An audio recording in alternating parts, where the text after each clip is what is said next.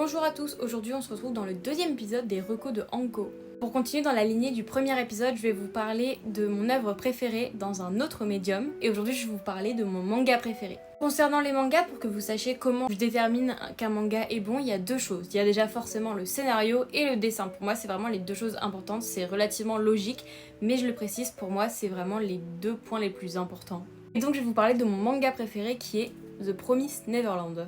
The Promised Neverland, ça a été dessiné par Posca Demizu et scénarisé par Kaio Shirai. Pour vous résumer l'histoire, on suit Emma, Norman et Ray qui sont orphelins et qui vivent dans l'orphelinat de Gracefield. Mais en fait, cet orphelinat n'est qu'une façade puisqu'un jour ils vont découvrir qu'ils ne sont pas dans un orphelinat mais dans une ferme pour démons et qu'ils sont destinés à être tués puis mangés par les démons. Ils vont donc avoir un but, s'échapper de cet orphelinat. Remarquerez que l'édition que je possède, c'est pas l'édition normale, c'est l'édition dont la jaquette a été illustrée par Benjamin Lacombe, c'est pour ça que c'est pas l'illustration de base. Je possède aussi bien évidemment l'édition de base, c'est juste qu'elle est dans les éditions Prestige et donc je vais pas la sortir.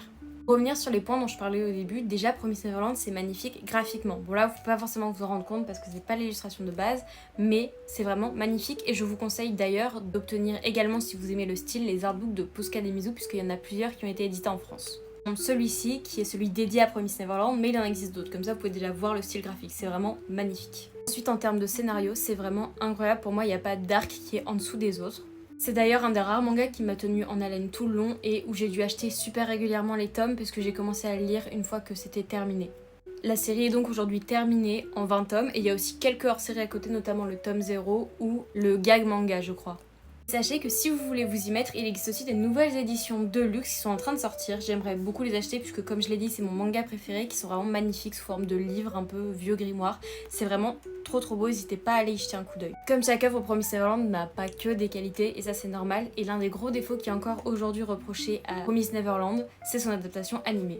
La première saison de Promised Neverland, elle suit le manga, elle est vraiment parfaite, mais pour la deuxième saison, ils ont voulu compiler, je ne sais pas, 15 tomes en un seul. Du coup, c'est une mauvaise adaptation, c'est pas une très bonne fin, c'est vraiment bien en dessous du manga. Donc sachez que si vous voulez un bon manga qui est beau avec un bon scénario, dirigez-vous vers The Promised Neverland, mais surtout ne regardez pas l'animé au-delà de la saison 1. Vous pouvez par exemple commencer par la saison 1 et vous dire tiens je vais regarder, comme ça je vois si ça me donne envie, ou directement acheter le manga, mais vraiment je recommande à 1000%. Et pour ce qui est des artbooks, peut-être que je vous ferai plus tard une vidéo dessus, sachez qu'ils sont également édités chez Kazé, alors n'hésitez pas à regarder puisque comme je vous l'ai dit, le style de Posca Demizu est vraiment magnifique. J'ouvre une page au hasard. C'est vraiment un des points super positifs, un des meilleurs points de Promised Neverland pour moi.